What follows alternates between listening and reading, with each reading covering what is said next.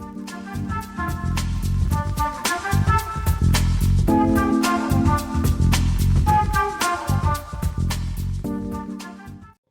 everybody to our weekly or usually weekly podcast. Marty Keller here in Sacramento and John Donovan in Oceanside. Hello, hello.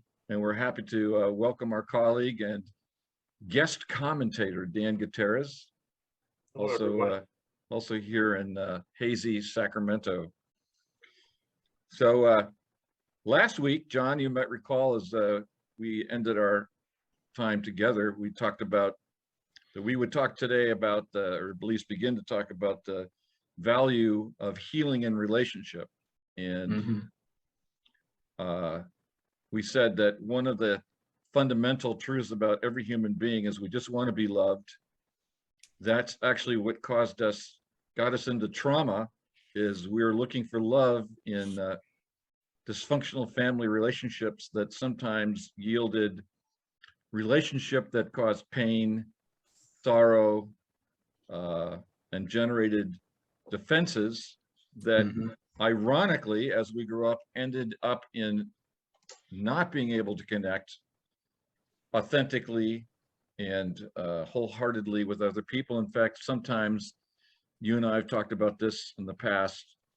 We find love to be dangerous, and I just speak for myself. So I then end up in this utterly bizarre and totally human situation where the love that I want is something I actively push away. And I find myself looking at the other person, deeply desiring connection, and at the same time being absolutely unwilling to be vulnerable to the connection. It's as if I'm of two minds at the same time. Yeah. And so what I'd like to start out with is talking a little bit about that phenomenon and talking about the power of the accountability practice to help us break through. Okay. Sounds good. So what do you think? Well, here's what I've come to understand about myself based on my recovery and how trauma impacts my decisions, is that I recreated my family of origin relationship in my current reality with people who I found that would play the same game that I played when I was a kid. And if they didn't play it, I would like maneuver them into playing the role of whatever the dysfunction was, or the recreating the body chemistry, which is the trauma, stress hormones, stressors, stress neurotransmitters, and not know that I'm doing that, and then either blame them or myself for not being able, or being stupid, or being not good enough. And starting that adversarial thing that I did in my relationships. The first part of my relationships were like bliss. It was like, I'm in heaven. This person is perfect. And what I didn't know is I was projecting onto that person what I had lost in my travel through life, which I accredited to my partner's spontaneity, gregariousness, intelligence, nurturing, kindness. And then after about 6 months, I would start projecting onto them those qualities I didn't like in myself, which were liar, backstabber, set me up, manipulator, and it was all me. It was all my projection, and it was coming from my subconscious, and I had no idea. And when I started doing my recovery and ferreting out this cunning, baffling, powerful disease, what I discovered is that I don't see people the way they are. I see people the way I am, and I give them the credit, or I don't know what to say, disparagement for the characteristics I'm projecting onto them, whether it be what we call on the good side, you know, gregarious, loving, nurturing, attentive, good listener. That was qualities that I had lost. And I found the person that I was going to get that from now, because, and which was, I was actually just taking from her. And after a while, it just doesn't work. So I see relationships now as replacement for the old ancient temples and sacred schools where we learn about feeling and being in our feeling body, because the feelings and emotions that I had in the relationships were like highly intense, and it was my opportunity to learn how to have balance and know that whatever feeling I'm having, I'm generating somehow. It's not the other person. I have choice in what my interpretation of my feeling is, and then it offers me an opportunity to be proactive instead of what I used to do is be accusatory and or self-deprecating. How about so yeah, relationships are a good place for me to learn about myself. Now, before it was, I just got to find the right person and everything will be okay. Yes, and we keep going. I kept going through these right people. Yeah. So, you know, your observation about the 6-month thing is that pretty much parallels my own experience. Yeah. It's all bliss for 6 months, and then all of a sudden it's like, where did this come from? Or my thought was, oh, you lied to me. You're not that, you're this. And yeah, both of them, that and this, were actually my projection of myself. Right. Yeah. My experience was one of just bewilderment. It's like, what just happened? Yeah.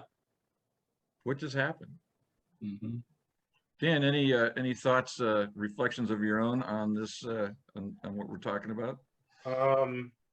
Yeah. So I just had my relationship ended here, I don't know, 2 months ago. And then in those 2 months, separating, and I've learned a lot. I've learned a lot about myself, and I've learned your description, if I can, John. Have you ever heard of Stephen Porges? No. Polyvagal theory? Oh, I've heard of polyvagal theory, yeah. Okay.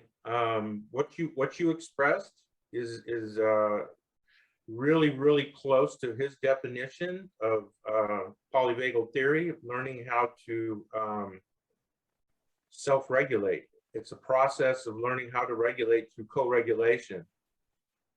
As being in a relationship, you get feedback from the other.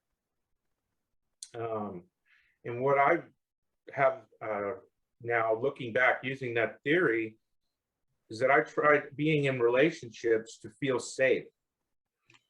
And how would I feel safe? I would give the other person the responsibility of co-regulating me so I would feel safe.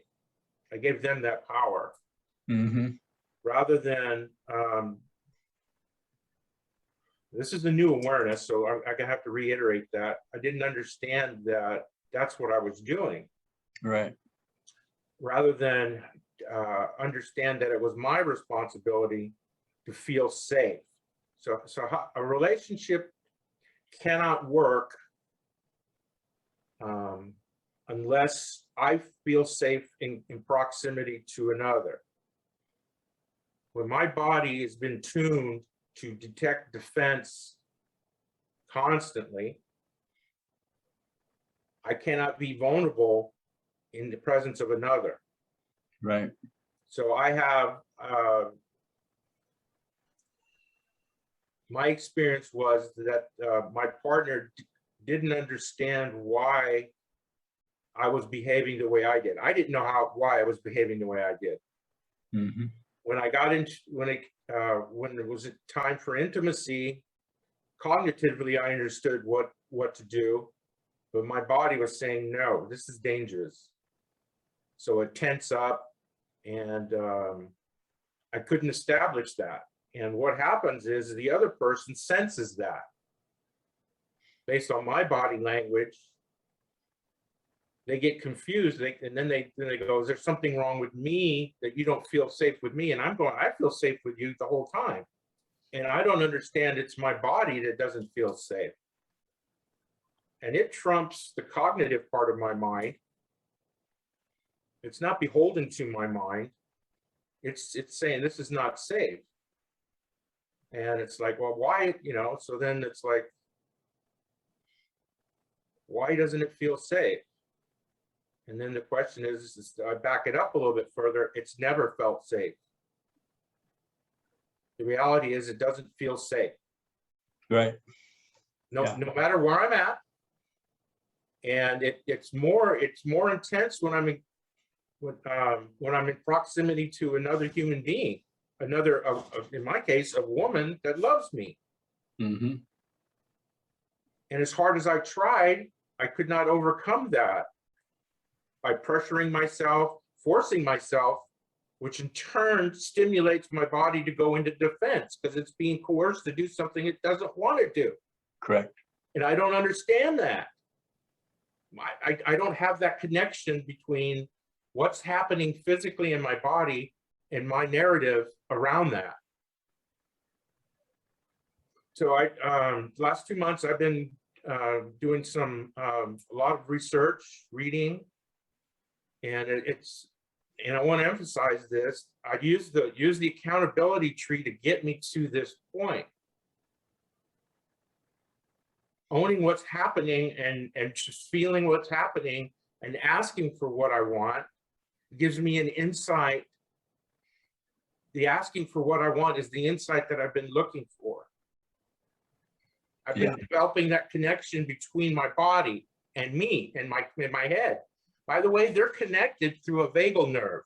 Your heart is connected directly to your facial expressions, your voice, and your hearing. Literally, you wear your emotions on your face. That's the advantage we have as human beings. That's why we can look at each other and listen to each other and determine who's safe and who's not. So in a relationship, I'm gonna go to a relationship that I know really well, and that's between you and me, John. Okay. Through this process of understanding the polyvagal theory and trauma and attachment disorders, it led me back to the moment where I asked, what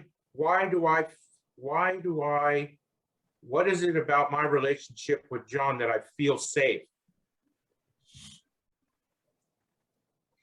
Okay. It's because you're a good co-regulator. That's why I feel safe with you. Mm-hmm. And I can be vulnerable, and so it's like the light bulb goes off now. I do know what safety looks like. Mm-hmm. And the awareness is I may have not known that up until I did this work through going through the accountability tree 100 times to lead me to the awareness. And I'm gonna share this with you. About 3 or 4 days ago, or a week ago, I was sitting in the living room here, not even say stressed. My body is in major defense mode. and I'm sitting here trying to figure out how to co-regulate myself down. I notice that I'm out really stressed. I want to eat. I want to run around. I want to watch TV. I want to sleep. I'm watching myself go through all of this. And then the moment came, I go, okay, what the fuck do I want? Mhm. And then I just blurt out, I want to feel safe. And then out of no conscious control, out of my mouth jumps, thank you, thank you, thank you. And I can't stop it. Mhm. And then I just start crying. Mhm. And that's the accountability tree. Yeah. And then it's like, okay, say thank you some more, Dan. The more I said thank you, the more I started crying. And it's like I've hit pay dirt. Yeah. I want to feel safe. It's not I don't want to feel fear, because the absence of threat is not safety. Safety is the presence of connection, which human beings have been given a gift to be able to detect in our faces, in our own voice. We're tuned to hear these things, tuned to see these things. It wouldn't, your face has the ability to regulate your heart, your sympathetic nervous system, and your parasympathetic nervous system. If I feel safe, I can down-regulate the sympathetic nervous system. I can feel safe and down-regulate it out of threat, so I can be in the present moment with you. Yeah. And that's like, holy smokes. Now I have some understanding of what it means. And so I'm working with a therapist now. She's diagnosed me with ADHD. So I'm hypervigilant, which translates into I'm in a defense mode all the time. And she's telling me people who have ADHD, it's hard for them to be in relationships with others who don't understand the diagnosis of ADHD and their behavior. The other person sees it as something's wrong with them. Mm. And it's like, it's never going to work. Right. They take your behavior personal. Yes. And it's just like, it's never going to fucking work. Right. And it's just like, okay, I'm glad I didn't die not knowing this. Right. Oh, wow. I've been told this is what surrender feels like. Yep. And it's like,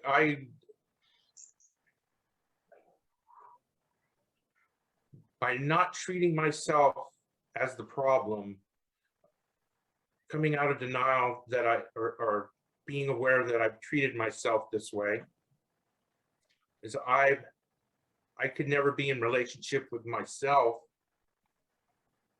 because I trigger a defense mode. My body goes into defense when I need to do this. You need to change. There's something wrong with you. Fix it. Mm-hmm. I'd like to comment when you heard you and tell me, well, this is my interpretation of what happened or what would have happened with me, and actually has happened, is when you blurted out, I just want to be safe. It was like a validation of that wounded inner self, that wounded inner child that didn't know how to articulate at 2 years old or 3 years old, I don't feel safe, and then have somebody respond to them and help them regulate whatever. And for a child child's not going to articulate that. A child's going to say, I hate you, or no, or or scream, or throw something, and then they get disciplined, chastised, humiliated, ridiculed, or sent away, which is a death sentence for that child. It gets stuck in your body, and you're, I'm a 45-year-old man, a woman comes up to me and says, I love you. And I find myself backing up. Yeah, 'cause that's not what I hear you say. I hear you say that you want to get close to me and I want to get close to you, and then you're going to hurt me. You're going to betray me. Right. Yep. And my body's going, you've been traumatized once before, and I'm not going to go there anymore. There you go. And I never had that awareness until a week ago. My body's been trying to support me and keeping me myself safe, and I've never had the ability to dialogue with it. Right. Oh my God, Daniel. Oh my God. And it's just simply being able to say, I don't feel safe, or I want to feel safe. It is just, wow. Wow. Nobody wanted to hear me say that. No. And I learned you don't say that, ever. Right. Especially as an adult male, because you get laughed at, because look at you. How could you not be safe? It's like, no, it's not it's a feeling, tone, trauma, inner child. Oh my God. Oh my God. Wow. And the way to co-regulate, to be able to co-regulate yourself, or to self-regulate to an extent, you had to have the experience of being co-regulated. Right. Because co-regulation leads to self-regulation. Yes. Which is another way to describe it, is safe attachment. Mm-hmm. Mm-hmm. And I don't have that safe attachment. Right. For the person who's not familiar with polyvagal theory, could you explain what regulation and co-regulation mean in the context that you're using it? Okay. Please forgive me, Mr. Porges. I'm going to. You know, he watches this podcast religiously. I don't want to butcher it. There's three. There's the parasympathetic, which is the old nervous system. There's the sympathetic system of regulation, the regulating state, and then there's the I guess it's called the ventral vagus, which is this. And each of them have a hierarchy. One, if I can regulate this, my face through this, through my heart, the other two systems don't come online. So the parasympathetic is the oldest coping mechanism. That's the one where when it gets activated, it shuts down the body. It's like example would be like a mouse in the cat's mouth. The mouse doesn't decide to go limp and turn its breathing off and its heart and defecate. That's the body turning itself off as a last resort. Okay, then there's the sympathetic, where it activates. We call that fight or flight, right? But we need that system to have exuberance, to enjoy ourselves, to feel happy. We need to have that happen. Okay, that comes online when your body detects threat automatically without your cognitive awareness. Okay, and then this new vagal, I think it's ventral, sorry, but it's a nerve that's connected to our faces, our structure and our muscles, our inner ear. Okay, like I said, we wear our hearts, our emotions on our face. So when this social engagement can be connected to you and I get safety signals, that system directly affects the sympathetic nervous system and the other system.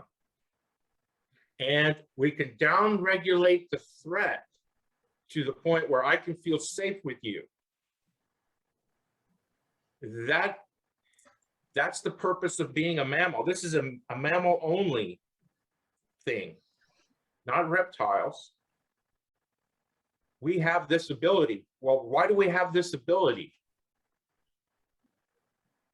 Because as mammals have the ability to detect whether it's safe to approach or not from a distance.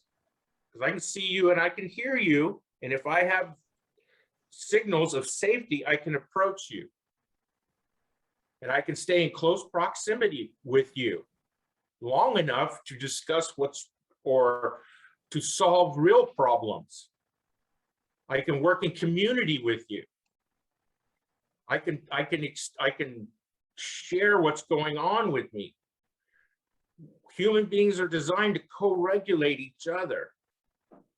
We're born having to have our mother or parent regulate our emotional states, our nervous system states. And as adults, So that would be through that the correspondence of the sympathetic nerve system. So like one mother's regulates the other. right. So mother's sympathetic nerve system responding as nurture, as support, activates that in me. Yes. And now we're in alignment. Is that what you mean? Yeah. Okay. It's called we're regulating each other's state. The mother has the ability to calm down the infant. The infant sees how that works. And that's how they communicate. That's how they bring the infant down regulates into feeling safe. Okay, I got an example from my own experience with my daughter and my grandson, if you guys, and then Daniel, just, I don't know which nerve system is going to be like, because you're talking about it. I would like just some validation there. My daughter was holding my grandson in the kitchen. I was sitting at the table and we were talking and playing with Solomon. And all of a sudden she pretended like she was going to drop him and just like went down real quick and then up. And then he, something, I could see something in him. She set him down and he became adversarial. And my projection, adversarial. She would say something to him and he'd go, no, and I don't want to, or no, and whatever it was. And then we were in the kitchen, she went to lift up the dishwashing door. She just went to lift it up. He went over and put his hand on there and would not let her. He just stood there in defiance of her. And this came out of the blue for all of us. And I witnessed this. And then he relented after a while. And then he went into, no, I don't like you, and walked away. So I left and I went home and I thought, oh, he got terrified at being dropped and did not know how to regulate or ask for what he needed. So I called her up and I said, how's Solomon doing? She goes, well, he's still da da da da. And I said, do you think, I said, my perception is when you play dropped him, that scared him and he did not know how to express that. So he did all those things we watched him do. Right, so while I was on the phone with her, she asked, Solomon, when I dropped you, did that scare you? He goes, yes. She goes, I'm sorry. And then processed that with him. And what I believe happened is that energy left his body. It's not stuck in his body. He's going to have to work on when he's 45 years old, because he was validated in his experience and in his fight, flight, freeze. He was in fight mode. And that relieved that energy out of whatever nervous system, all three of them probably. Right. And he learned how to then say what he needed next time, like that scares me, or don't do that, or yeah, wow. And the really important part about that whole okay, one part that is really important to be able to do that in the future. He was taught to repair the relationship in that moment, and that's more crucial than anything else, because he was taught how to co-regulate right there. If you do something, this is what it looks like to repair the relationship, which is to bring you back in and to maintain that attachment. That's really important, because Yeah. if you don't know how to repair the relationship, or nobody's ever taught you how to do that, or the value of it, then you don't do it. And Right. the other person's nervous system detects that as unsafe, which puts you in defense, which keeps you away, Right. because it's not the words. It's the tone, that's the intonation, right? Right. And the ability to exchange, to look at and be honest, look at each other, and this is what repair looks like. I still love you, even though you're not booted off the island for your behavior. Right. So I'd like to offer another potential example.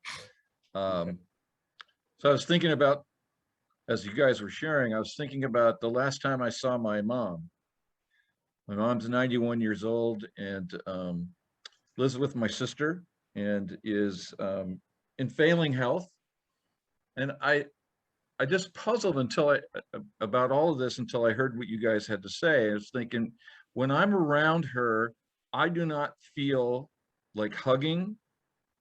I do not want to approach physically. And what I'm detecting is that's ancient bodily defense against something. I can't articulate exactly what happened when I was a little boy, but clearly something happened where even now at approaching age 70, I don't want to get close. Right. And I always, and again, until I heard this conversation, I always thought, I knew that there was something out of joint. And I knew, my older way of saying it, something's wrong here. And I did not have any wherewithal to do anything with it other than accept it. Okay, well, this is just the way it is. I don't understand it. And I can't make my body feel anything different. I don't know how to do that. Right.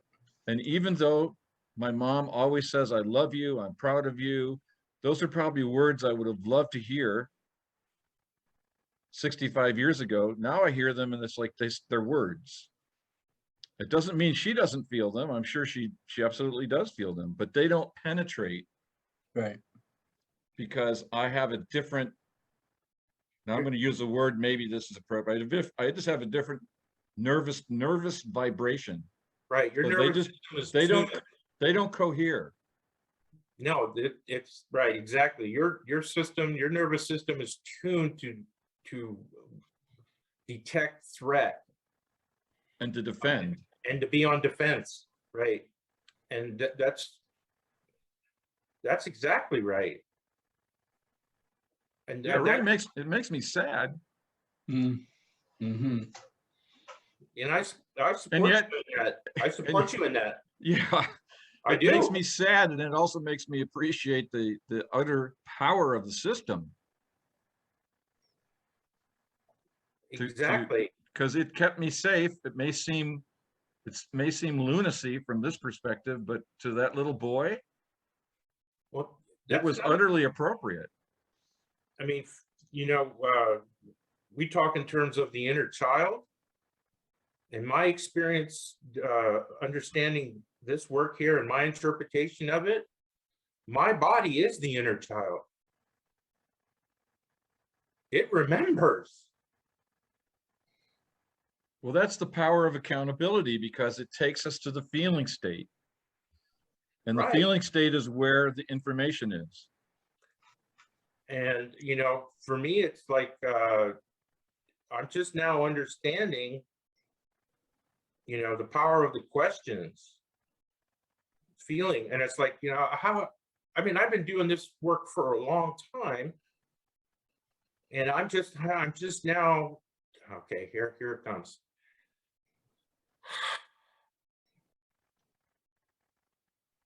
I'm just now understanding the dialogue or the information that my body has been giving me my entire life.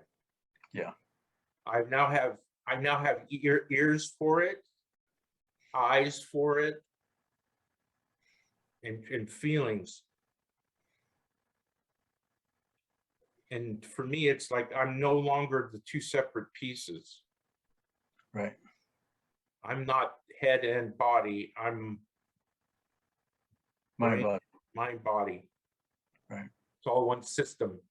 Right. And to think, and it's just like, you know, based on the information I had at the time, I created behaviors and so on about myself. I mean, I've talked about this before, but I embody it right now. I understand that my body, Dan Gutierrez, human being, is not the problem.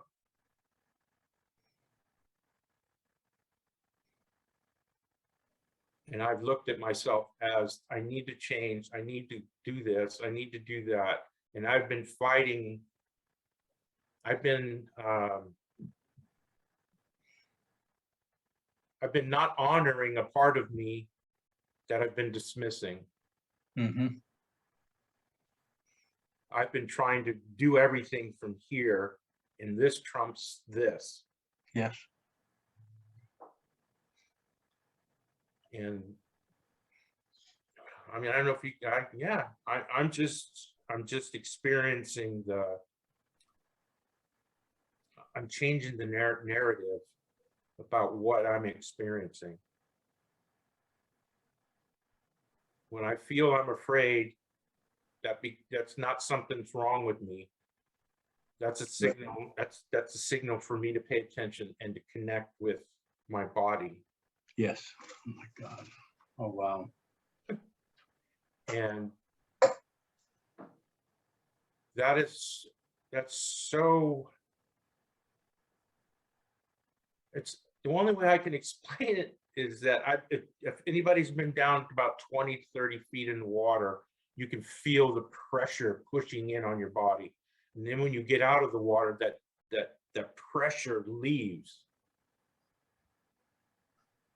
I've been told that's surrender. That's what surrender feels like. Mm-hmm. I'm sure that's what it feels like to take off a straitjacket. Mm-hmm.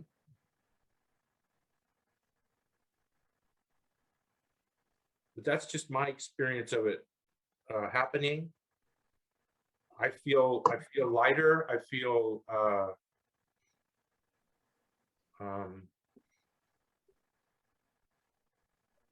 safe. Yeah.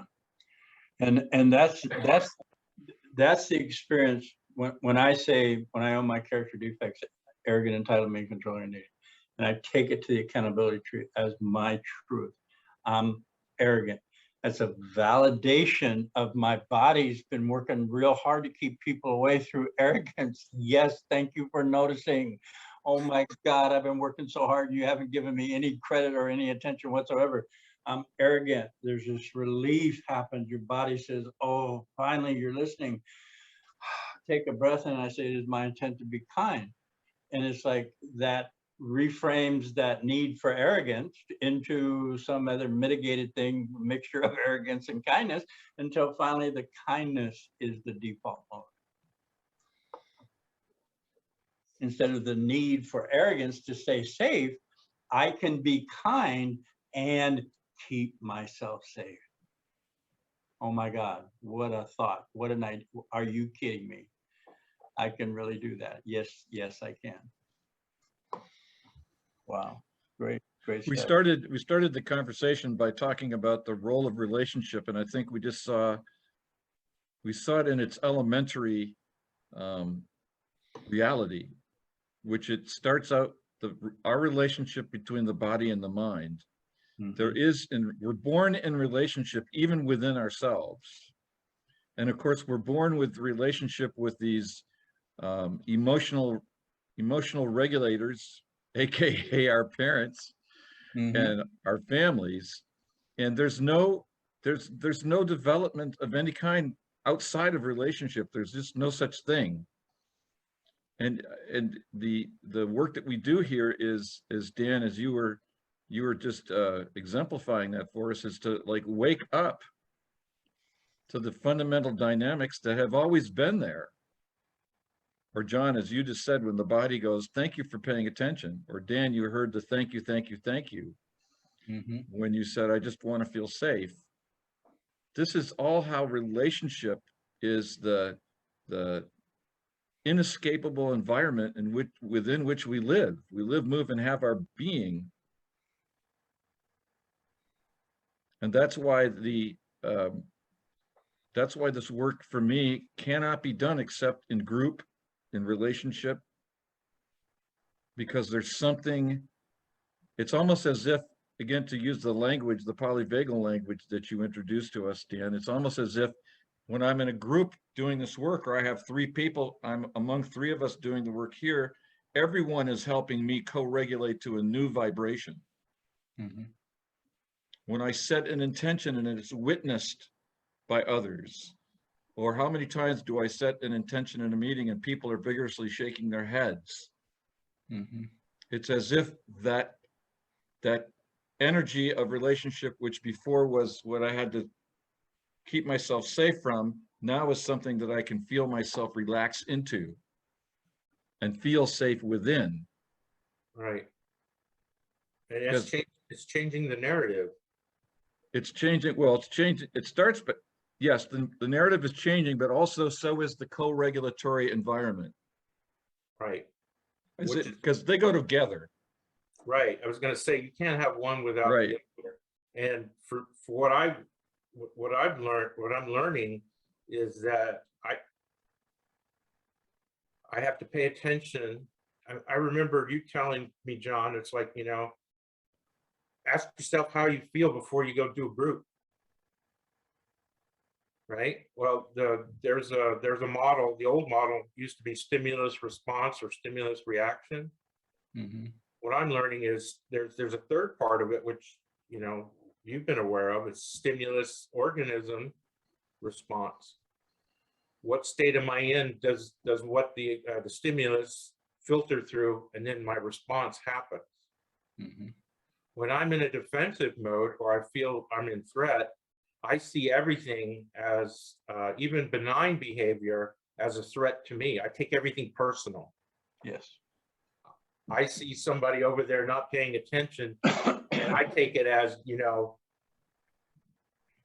that guy needs to fucking pay attention so I feel safe again. And it's like, holy crap. No, he doesn't. Well, then what do I do?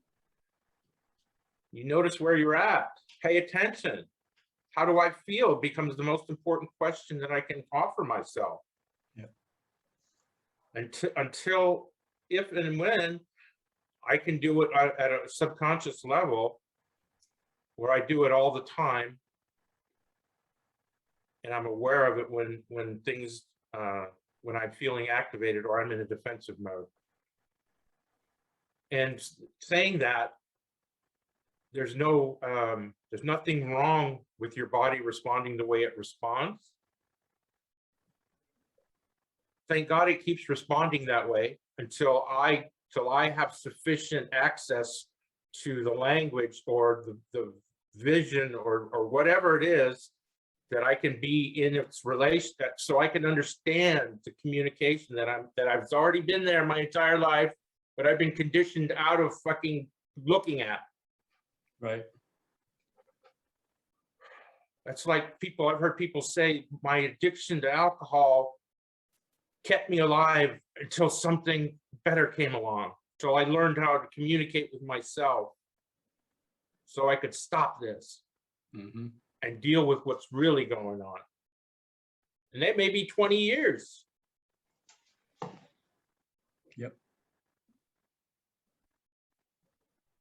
And it's like, wow, there is nothing wrong.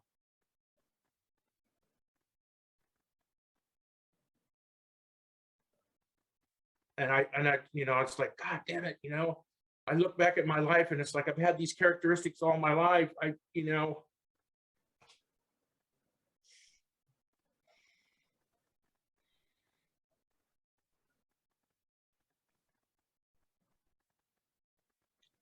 I got wounded at 3, and 37 years later, I said, ouch. It's like, That was a long time to validate that pain. That hurt. Whoa. And it's like, wow, I'm arrogant. This feeling tone, it is my intent to be kind. It's a validation of that hurt. Ouch. That was not okay. No. No. And another funny thing, a coincidence with that, I had the experience of, I can't remember whether it was in a meeting or not.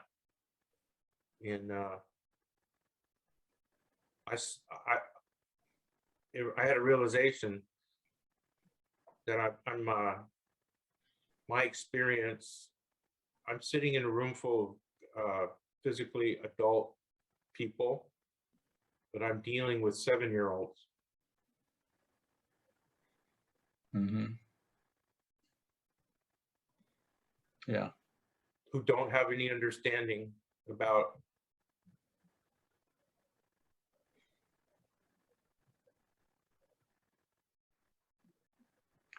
I mean, it's changed the perspective. How do Yeah, I you be, can- and how then you do I can, become a good regulator?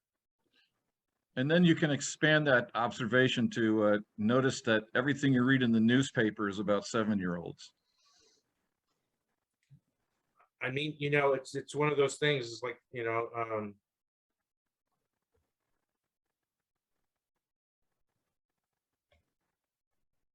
it's not an okay for me. It's not enough to understand that I live in that world. It's to have compassion for Exactly. everyone in the world, because that's where they're coming from. Exactly. That's where I came from. And that compassion had to start with me. Yeah, like I said, you know, I'm grateful for the fact that you know, this work resonated with me somehow or another. But it all started with how I just now have this perspective.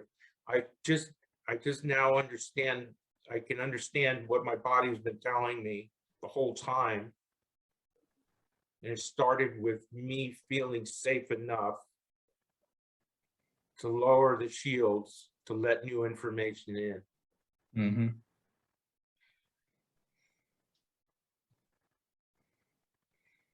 And that's the power of being a good co-regulator, because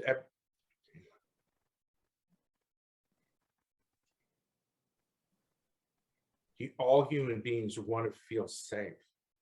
Mm-hmm. And maybe they don't understand how. Right. And this is where it starts. Well, for me, I'm learning how to do it for myself, and I understand now how to. One of my biggest things is like, how do you create safety and trust? How does that happen?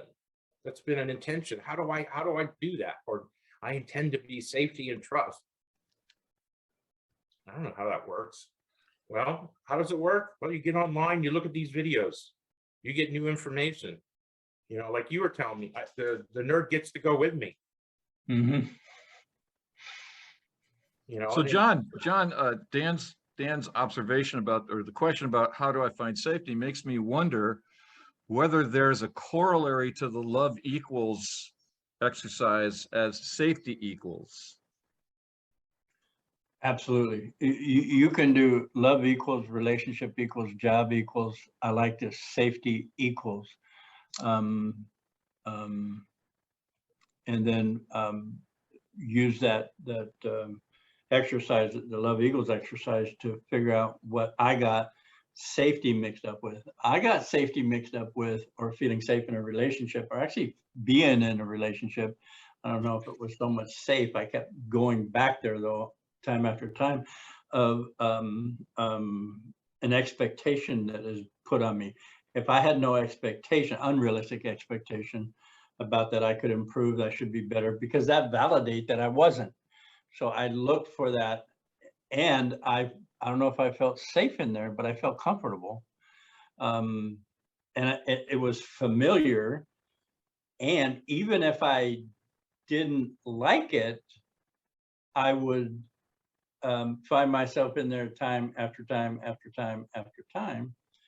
And then this process of being accountable, or the love equals exercise, what I got love mixed up with, what was mirrored for me as love, which, by the way, for me was a lack of acceptance about who I was as a human being. And I recreated that in every relationship, including my relationship with me, because I was never enough or not right with every partner I was with, time after time after time, until I figured it out. Love equals rejection. Oh my God, and no wonder everybody like leaves me, because I expect them to. So I changed the love equals acceptance, and it changed the rules of the game. And I found myself able to maintain and sustain proximity without thinking she's just getting close enough so she can cut my balls off, or she's like got this ulterior motive. And anyway, yeah. Yeah. Wow. That's a powerful,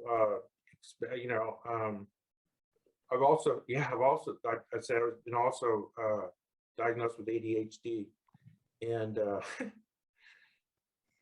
one of the characteristics of that is that you're always on alert, you're hyperactive. Mm-hmm. So when you try to calm down and to feel safe, feeling safe is vulnerability, which means you're not safe. So you don't allow yourself to be, your body doesn't allow that. Right. That's why you get up and move all the time. You're always doing stuff, and you're always, it's just like, holy smokes. Mm-hmm. So I had another one of those moments. It's like, this is great news, and now I'm fucked. Mm-hmm. I'll never feel safe. Yeah. But that's not true. No, absolutely not. But it felt that way. Yeah. And it's like, well, okay, what do you want? Well, I want to feel fucking safe. All right, okay. I intend to be safe. All right, let's go. Mm-hmm. And learn how to do that. And that means being in proximity of others and feeling what I'm feeling, and change the narrative around what's happening. These people aren't here to hurt me, but my body feels that way. That's, in ACA terms, that's reparenting myself. Yep. Because that 0 to 7-year-old is in there. That's my body. That's what it's learned. And it's like, I can be safe. I can trust people. Because now I'm paying attention. And I can change that narrative, and I can communicate my needs to the other person that I'm in relationship with. I can say, when you look at me with those loving eyes, and you see me jittering and I don't feel comfortable. And it has nothing to do with you, rather than I don't know why. And then they get triggered, because they're going to get triggered, because I'm trying to love you and you won't let me. Right. And it's like, well, if I can have that dialogue, the next relationship I have, this is what happens for me.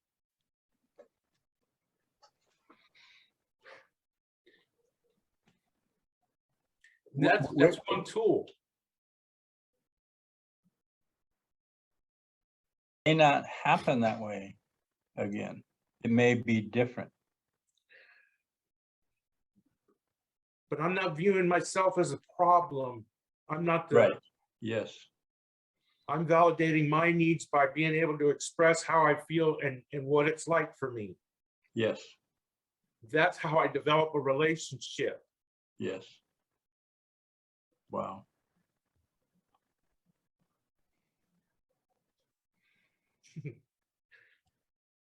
Woo! Yeah. Good sound.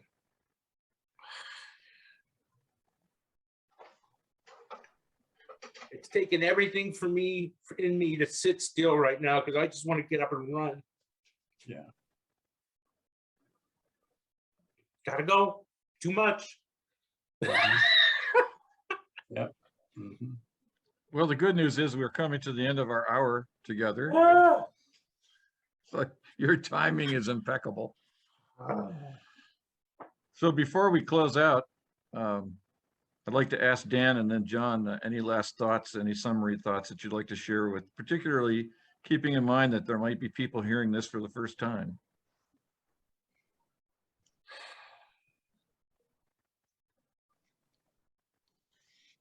Do you want to go, Dan? Yeah, I'm thinking. Oh, okay, gotcha. Learn to love and approve of myself.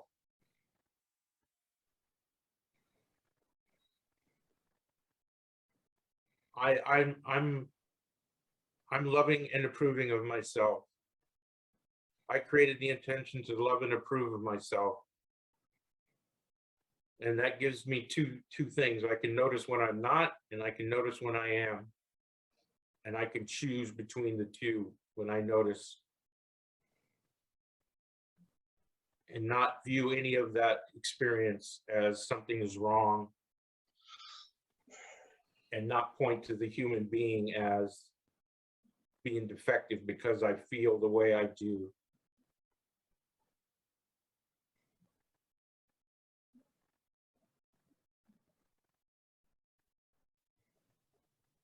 That's where the healing starts for me. Yeah. Or continues Mhm. to start, or continues to happen. Right. Thank you, Dan. I want to say to people that may watch this for the first time, or that you witness 3 people who have been doing this work for a number of years, share their insights into how it personally worked for each one of us. And the work was, number one, making a choice to seek out help. For me, it was a 12-step recovery program. And then in that recovery process, coming to a deeper understanding of how I work internally, how my childhood affected my development and then my adult years, and how I struggled to, actually my struggle was just simply mature, to become emotionally mature. I had matured physically and I didn't mature emotionally, which made me real scary. I'm a 6 foot, 250-pound man in a male body with the emotional maturity of a 5-year-old. That is like, whoa, really, really dangerous and scary. And it's a process of reincorporating that emotional part of myself that got lost in my childhood, that connection, back into who I am so that I can experience life in a different way, from a feeling, emotional, authentic way. So, oh, and I just want to note that Marty and I will not be doing a podcast next week because I have a thing with work I got to do. So just for people who might want to know that. So that's it. Thanks, John. Thanks, Dan. For those of you who would be interested in participating in the group practice that we all have been participating in for many years, information will be on the screen after the end of the podcast on how to get a hold of John or myself. John facilitates a meeting on Saturday mornings at 8:30 Pacific time. I facilitate a meeting Monday nights at 6:30. Dan facilitates a men's meeting Tuesday nights at 6, and there's a 4th meeting that we all are associated with on Thursday nights at 6:30, facilitated by our colleague Rodney. So if you're interested in kicking the tires of this work in a group setting, please feel free to shoot either one of us a note, and we'll be happy to send you the Zoom room information. All these meetings are conducted on Zoom, just like this. So thanks, gentlemen, as always. I feel safe with you, and actually, I also feel happy. Cool. Thank you, Marty. So Thank you, Daniel. thanks, Dan. Thanks for joining us today.